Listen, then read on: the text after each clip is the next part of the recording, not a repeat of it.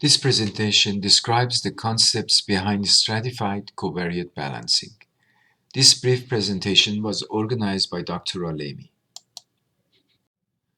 Stratified covariate balancing uses stratification to balance the data. Stratified covariate balancing automatically balances the interactions among the covariates. Thus, it overcomes one of the most difficult parts of data balancing. Propensity scoring, in contrast, balances mostly the main effect and asks the analyst to search for possible interactions, which may or may not be found. So often it does not balance interactions among the covariates. Stratified covariate balancing derives its weights analytically, without use of regression or other parameter estimation. The weights are guaranteed to balance not only the covariates, but also every interaction of the covariates. Stratified covariate balancing does not need access to a statistical package and can be implemented inside an electronic health record using SQL. Thus, it can be part of automated methods of balancing and analyzing data within electronic health records to prepare decision support tools.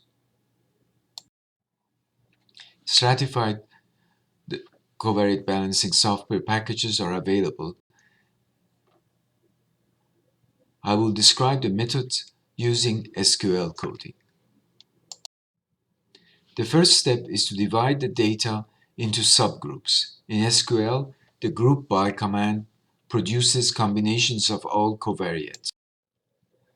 In this example, we are trying to see if residents who are unable to eat are likely to die in the next 6 months. This code shows how cases are identified using the where command. It also shows how various combinations of covariates, in this case age, gender, and their disabilities, would be grouped together. Within each strata, we would need access to a total number of cases and the frequency of occurrence of the outcome, in this case mortality in 6 months. Same procedure is done for controls. Same grouping into strata is done. Outcomes are counted for control patients in the same fashion that we counted for cases. In the second step, we match cases and controls over the same strata. This code shows the matching. The two files for cases and controls are joined, with them requiring to have the same strata. Here is what the outlook looks like for each stratum. The stratum includes all the patients with same combination of covariates. Cases are identified as those who receive treatment, where T is 1. Controls are patients who do not receive the treatment. Since both cases and controls are examined over the same set of covariates, then outcomes within these strata are independent of the covariates.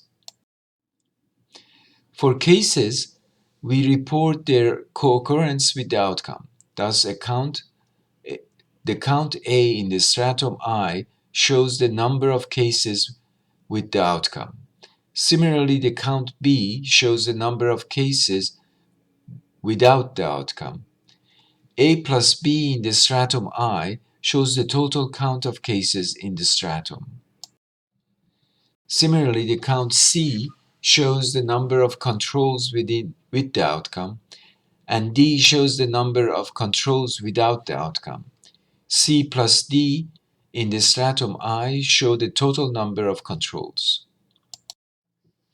Here is a sample of the strata and outcomes observed within each strata. The combination of covariates define the strata. Each combination, age, gender, and disability, define a separate strata. The strata are mutually exclusive. Hundreds or sometimes thousands of strata are identified in the data.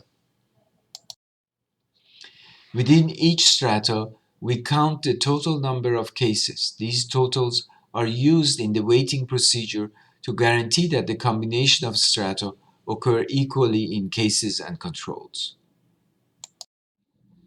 The outcomes are examined within each strata. The difference in probability of the outcomes cannot be due to covariates and is solely due to differences of cases and controls. The matching provides us with an opportunity to calculate unconfounded impact of treatment or exposure. In the last step, the data within each strata are used to calculate the unconfounded impact of treatment. If the outcome is binary, then common odds ratio can be estimated across the strata by this formula. If the outcome is continuous, then these weights can be used to balance the data. Note that each case and each control are weighted. Each strata has a different set of weights for cases and controls. Within the strata, cases and controls have different weights. If the patient is treated, it is a case, then these weights simply become 1 as the second part of the equation is multiplied by 0. If the patient is not treated or is part of the controls, then t variable is 0 and weights are just the total number of cases divided by the total number of controls. Multiplying the controls by this ratio guarantees that controls and cases within the same stratum occur equal number of times.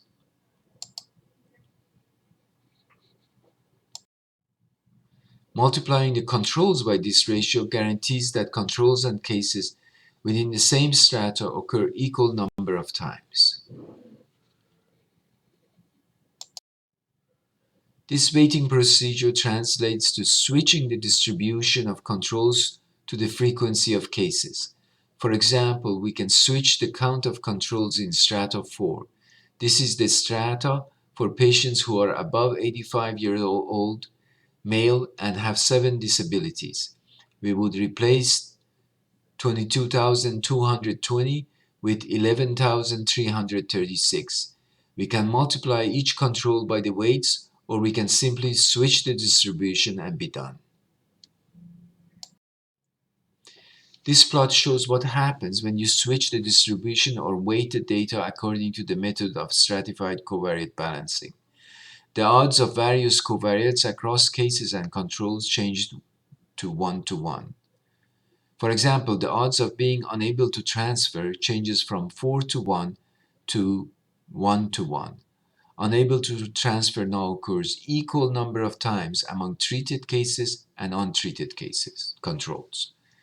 In essence, the covariates are balanced across the two groups. In the weighted sample, we can examine the impact of treatment without concern for the covariates. In 2016, Alemi, El-Rafi, and Avramovic simulated a number of datasets. They then examined the performance of stratified covariate balancing and propensity scoring in situations where there were significant interactions among the covariates. In higher dimensional massive data, it's not practical to model all interactions in the variables. At best, only pairwise interactions are modeled. Initially, when there was not much interaction among the covariates, pairwise propensity scoring and stratified covariate balancing performed similarly. As higher-order interaction terms were used to generate the outcome, the stratified covariate balancing method maintained its accuracy, but pairwise propensity scoring method had increasing error. No matter how many interaction terms were used to generate the outcome, stratified covariate balancing was able to relatively accurately estimate the impact of treatment. Propensity scoring was not able to do so. The reason for the success of stratified covariate balancing is quite simple. Its weights are based on combination of covariates. Thus, the weights are based on observed interactions in the data. Stratified covariate balancing is easy to implement, requires no statistical analysis, and is more accurate than propensity scoring.